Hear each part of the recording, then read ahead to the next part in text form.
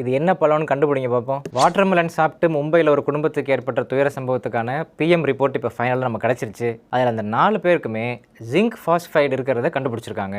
Zinc ஃபாஸ்ஃபைடு அப்படிங்கிறது எலி பேஸ்ட்டில் இருக்கக்கூடிய ஒரு கெமிக்கல். அதுவும் அந்த குடும்ப தலைவருக்கு மட்டும் எக்ஸ்ட்ராவாக MOன்னு ஆரம்பித்து ஈல முடியக்கூடிய ஒரு கெமிக்கலும் உடம்புல இருந்திருக்கு. இதெல்லாம் நம்ம லோகேஷ் கனகராஜ் படத்தில் தான் காட்டுவாங்க. அந்த மாதிரி பொருள் அதெல்லாம் அது அவ்வளோ சாமானியமாக எல்லா கையிலையும் கிடைக்காது. இதை பற்றி நம்ம ஆல்ரெடி போட்டிருந்த வீடியோலேயே ஃபஸ்ட்டு பாசிபிலிட்டியாக சொல்லியிருந்தோம். அந்த குடும்பத்தை சேர்ந்த 4 பேரும் தவறான முடிவு எடுத்துருக்க வாய்ப்பு இருக்குன்னு.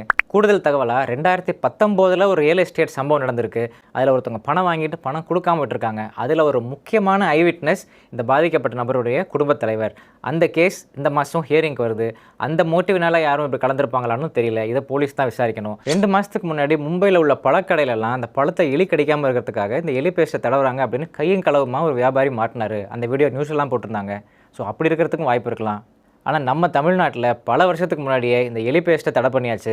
நான் கோயம்புத்தூரில் 10 வருஷம் இருந்திருக்கேன். கோயம்புத்தூர் சைட்லலாம் சாணி பவுடர்னு ஒன்று இருக்கும், க்ரீன் கலர்லையும் எல்லோ கலர்லையும். அதை நிறைய பேர் குடிச்சிட்டு தப்பான முடிவு எடுத்துறாங்கன்னு சொல்லிட்டு அதையுமே தடை பண்ணிட்டாங்க.